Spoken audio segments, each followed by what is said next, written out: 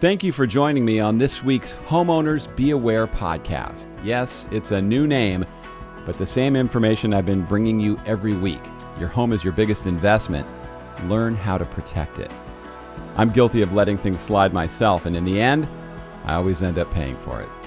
Today, we're going to talk about designing a house and then building a house. It's a process that can get very complicated if you aren't working with the right people. My guest is Lance Cayko, who's an architect, a builder, a developer, podcaster, philanthropist, and professional fisherman. He's got some valuable information that can make the entire process of designing and building a home go much more smoothly. I'm George Siegel, and this is the Homeowners Be Aware podcast. Your home is your biggest investment. Every week on this podcast, you'll learn how to protect it. Lance, thank you so much for joining me today. Pleasure to be here, George. Now, I was looking at your website. There are some really cool houses on there. Let's jump right into it. When a client comes to you, what is the process you go through in helping them with what their goal is?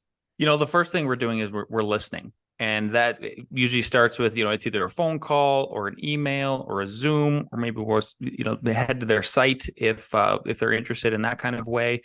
But the biggest thing we're trying to do is just understand their wants, their needs, their hot buttons, their cold buttons, if they've ever worked with an architect before. Everybody is completely unique, and we try to curtail our services 100% custom to where they're at. We don't try to force our design proclivities onto clients like a lot of other architects do. I would say we are lowercase a architects. There's a lot of architects that are like uppercase a architects where, it's that classic... if you have the image conjured up in your head of I am wearing all black, I usually wear all black, but like the only thing I don't have on is I don't have the Le Corbusier, glasses, and where it's like it's either my way or the highway. I've always found it strange, and I've worked in a couple other firms where it was that sort of way with clients of like, we're the architects, we're the experts, they should listen to us, and it's like, wait a minute, it's their property, they're the ones paying the bills. Shouldn't it sort of be this hybrid approach? Now, that isn't to say that when we get the very, very special clients that come to us, like, for instance, you mentioned our website on the Eastwatch house, where they came to us, we listened to them, but at the same time, they really treated us as a trusted advisor to the point where they said, look, we don't even want to give you guys any idea in sketch form, photos, anything like that. We're coming and we're hiring you guys because we want you to put on the capital A architect with all of our ideas, all of our wants and needs in mind. So that's our general approach to each individual client that comes in on the custom residential side. So tell me about some of the houses that you've designed. I mean, there was quite a variety that was on your website, ranging from space age looking houses to more traditional houses. Talk about the variety of stuff you've done. Well, Alex and I, the reason we do a variety of different homes, we don't try to do just modern or contemporary or traditional or space age like you mentioned with the doomsday dwellings that we have on our website. Our firm was born in the Great Recession because Alex and I both got laid off from firms who only tried to concentrate on one specific style of architecture. And we knew we wanted employees at some point. And part of that comes, and so with that is like, you got to have, why put your eggs in one basket? And if the basket goes away, if you're just doing the one type of style, you're going to lay yourself off, employees off, and the firm will fail and everything like that. So we try to do a diverse set of houses.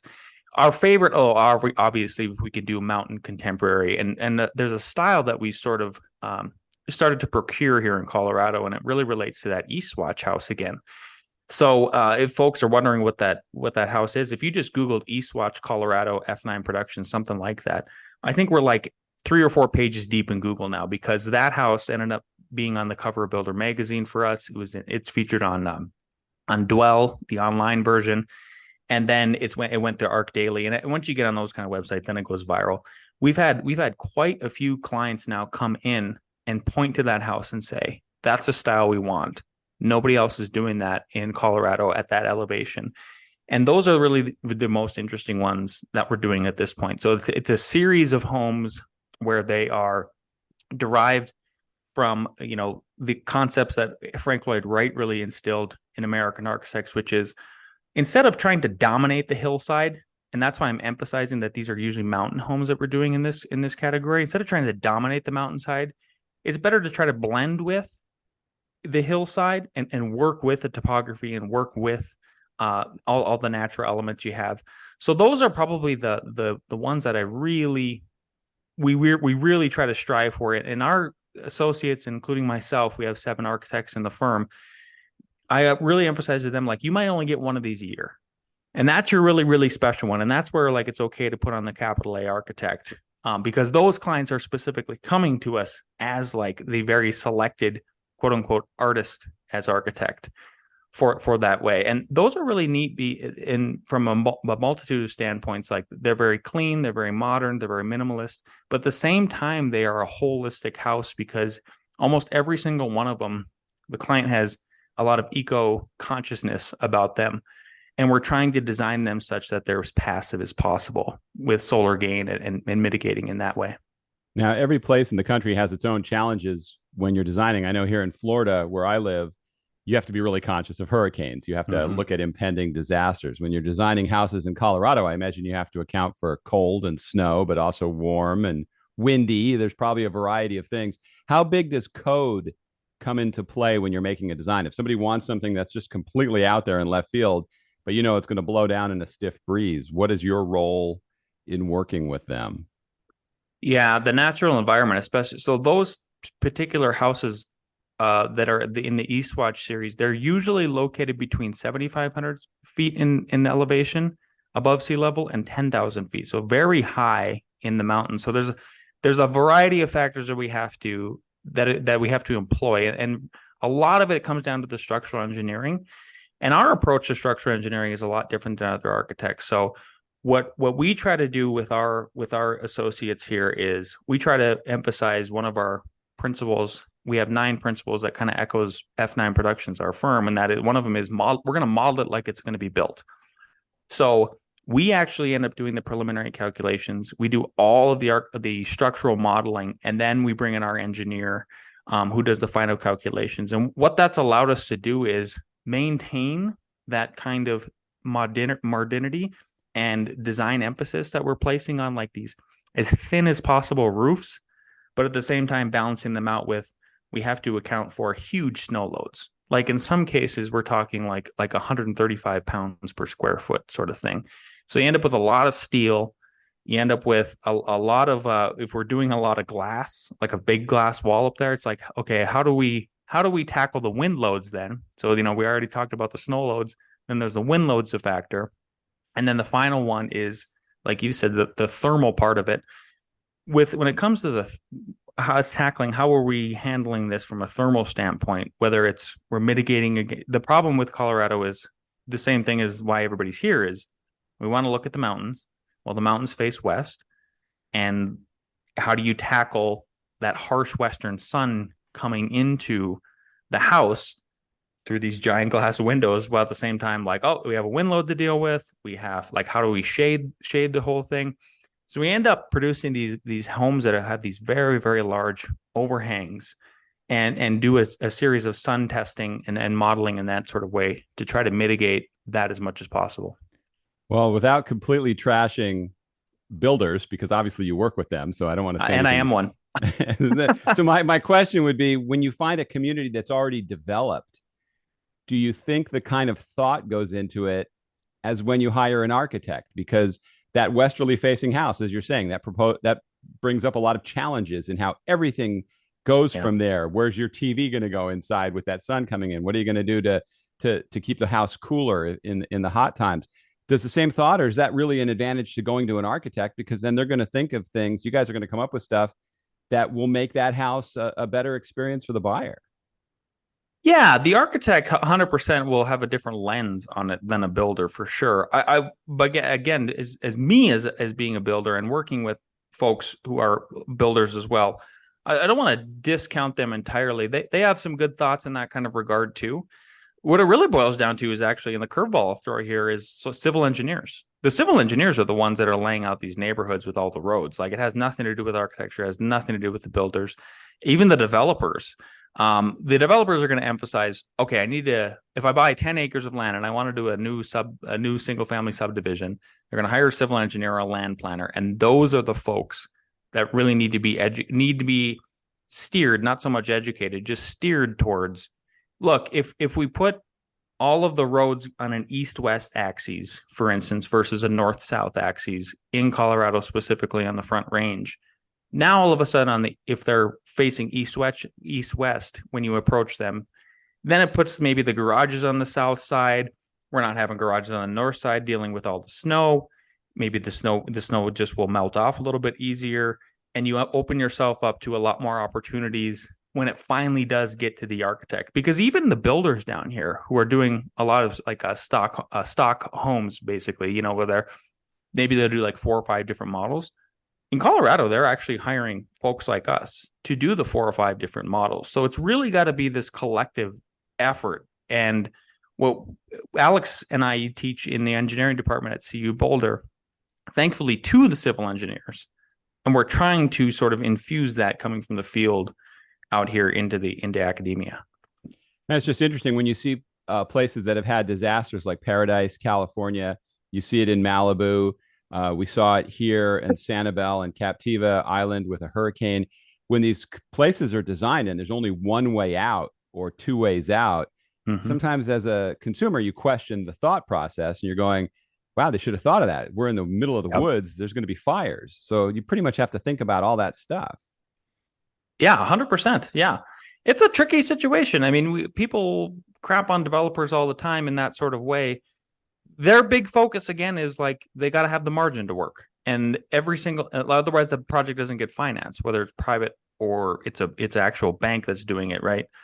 So it's a tricky situation in that kind of way, but the best developments have all the players involved from the beginning, if possible. That would be sort of my advice if anybody is listening out there and is considering doing land development, is if you could just bring in the architects, the civil engineers, you yourself, the owner and developer, obviously, and maybe even when it comes down the realtor.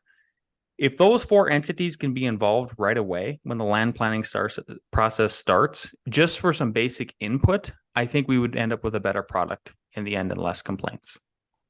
I saw something on your site about good architect and then bad architect. What was that all about? That was Al Gore. That was my business partner putting that together. I think one of the things we've always tried to do, and that's where, back to the beginning of this conversation of how we learned from other people's mistakes who laid us off. We're trying to reemphasize that constantly, is that we're a different set of architects. There's bad architects and there's good architects. And, the bad architect is a bad communicator. And this is kind of prevalent all the way throughout the design community, I think. So if I was to complain about, any of the other engineers, consultants we work with, other architects that we even work with, somehow there's this disconnect of you should be getting back to clients within 24 hours or 1 hour, if possible, in the same business day. And that's what we really are trying to show is like, for instance, even if I am just hopefully influencing other architects to be better architects in that way of if you just improve your communication process. Nobody likes to be sitting in limbo, but for some reason, designers get comfortable just feeling like they can be. When we have our Monday morning meeting every Monday with our staff, we go through everybody's projects list, sign new stuff, pull stuff off plates if we need to. But the biggest thing we try to do is we try to say, have you touched base with that client this week? Like right after this meeting, you should go touch base with this client. Give them some clues or some hints or just emphasis on, hey, maybe they emailed you late on Friday. Hey, I got your email late Friday. Just getting to it today. Our next deliverable is going to happen on Friday. That sort of thing. That's, I think, the crux at the good versus bad architect. Yeah, communication is such an important thing. Now, what are the things people should think about or ask when they're hiring a contractor? What are the steps they would want to take to make that a great experience? Well, the biggest thing, and my ex-wife hated this, but it's the truth, is I don't know what other analogy to make, but it's like you are married to this person professionally for a year. So it's got to be the personalities have to mesh. Number one, you literally have to like the person, and actually, it's probably like a 2-year relationship if you think about it, because maybe you're going to build a house with them. The first year is just going to be building the house. Then the next year after that is warranting it, because things are going to shift. You're going to have to go, adjust doors, all that kind of stuff. So like your relationship with a builder is probably actually minimum of 2 years. And maybe it's even extended longer than that, because if they do a good job, then you're going to refer them, or maybe you have other properties and you're going to develop like that. So the first thing I emphasize is you really need to interview them from a personality standpoint, and feel as if that person is trusted just from a personality standpoint. Then the second thing is financial. And I think if you tackle these two things, then by all means, potentially head forward with them if you're trying to entertain one of three potential bids for your project. And that is like, what is their method for how they process the finances of your project? Is it a closed book method, or is it an open book method? And if you can find a contractor that you really like, that is personality wise, and that you just feel like you trust, you look them in the eye, shake their hand, this is a trustworthy person, great, they've passed step one. Step two, how does the finances work? Is that contractor an open book, cost plus contractor, where you get to see all of the bids, you know exactly what their markup is for their overhead, 10, 20, 30, whatever percent it is, versus is everything behind closed doors? I don't get to see the bids. I don't get to see what I'm spending my money on. And most contractors that we are working with these days have moved towards the open book cost plus method. When I'm looking to hire an architect, what steps do I want to put in place so I know I hire somebody that's going to make my project successful? This blew my mind about 10 years ago when we first started the firm. So when we first started the firm, one of the things we did is we put we put out a fake ad to just whether we pretended like we had a cabin that we needed to hire an architect for, because we wanted to see what were the other proposals, like what was our competitors like, how were they proposing. And what we found is that overwhelmingly, like 99.9% of like the 100 or so proposals we got from people, it was just all words. So I think if you're looking for an architect, the first question to ask them is like, tell me about your design process. Tell me about the deliverables, and then the fee schedule associated with it. Is it, because most people have not worked with an architect and they might only do it one time in their life. And part of this is anecdotal, but like it's the truth. I mean, you go look up the empirical statistics about houses that were designed by architects versus just like builders, like you were talking about earlier, or just like a draftsperson in a lumberyard, for instance. Is their design method clear to you? Is it defined in their proposal? Maybe, hopefully, there's graphics associated with it so that they understand and it's clear to them, like, here are the steps moving ahead. Here's how long it's going to take. Here's the fee schedule associated with it. Is it open-ended to where it's just going to be a rolling clock? Or is it per deliverable like we do? Schematic design, design development, construction docs, permit documentation, post documentation, like construction administration services. That's the biggest thing. When I put myself in the consumer's shoes, I just think that, even the American Institute of Architects, I don't think they do a good job of explaining to the general public, like, here's what it's like to work with an architect. So you really need to ask them just that simple question. What is it like to work with you? What are the deliverables? How is your fee structure set up? Can you explain this to me clearly without scaring me away with a crazy 10-page, word wall of words on every single page kind of contract? Because it's crazy to me. It's like, we're architects. Aren't we supposed to describe ourselves through graphics and how we do our job? Yeah. Now, I recently had a guest on who hired an architect, and then the architect recommended a builder, a contractor, who ended up being a disaster, and they ruined her house. The guy ran off, ripped off a lot of her money. Is it good to separate those two? Or if you're with a reputable architect, maybe get a few recommendations and actually check them out. Don't just take everything at face value. Actually do the work yourself, since they're building your house. Yeah. But it's just to recast the question to you, to make sure I'm clear on what I'm answering here. Is sure. Like, are you asking specifically, should a consumer, if they hire an architect, just blatantly take whatever recommendation they have from if they're just saying work with this one contractor. Yeah, I mean, should those things be separate, or can that be a working rhythm where it actually works out great? I mean, I look at the houses you build, and I'm no way putting you in the category of the Yeah. person that did that. I think there's some Yeah. amazing architects, but is it good to separate those two, or if you're going to accept the referral, actually investigate as the home buyer and check them out yourself? Yeah, I got three answers for that. So number one is like, yes, when I recommend somebody contractors wise, I only am recommending maybe like one or two contractors out of the whole state of Colorado besides myself.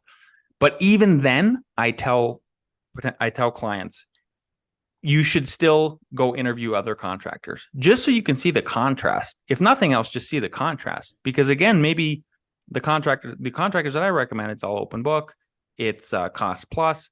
Maybe you'll get to understand what it's like to work with potentially somebody who's completely closed book and you can't see the numbers, just so you can see the difference.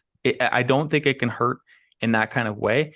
But you bring up a good point, George. And the other answer I was going to give you here is that, well, like for a firm like us, and there's a lot of folks like us that are starting to do this, whether it's design plus build or design and build. So you're hiring the whole entity basically from the beginning. And there's pluses and minuses about it. If you hire somebody like me who is also the builder, I have control of the architectural and structural model. And if you're doing it in the way we do, then we're going to have a bigger coordination effort at the beginning and make way less mistakes because we're not having to reinterpret the drawings. We already drew the drawings. However, the problem with that is that the double-edged sword here is that a lot of times it's good to have just fresh eyes on a set of drawings or a model, because they might see something that you can't see because you're missing the forest for the trees.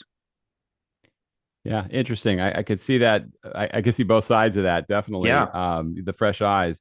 Now, do people come to you and they already have their land picked out, or is it a good idea to find the property you want and then figure out what kind of house you can put on it? Because you really have to put some thought into what can be happening on that piece of land, and there's a lot of things that go into that.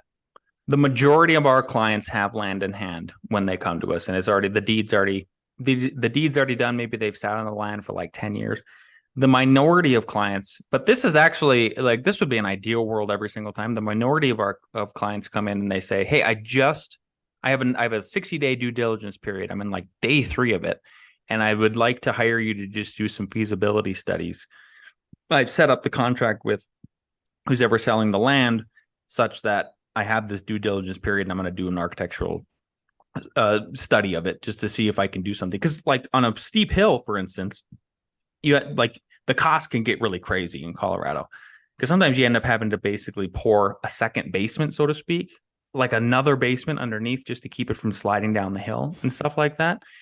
So if that's the two different types that we usually have. I wish the minority would more balance out to where it was like 50-50.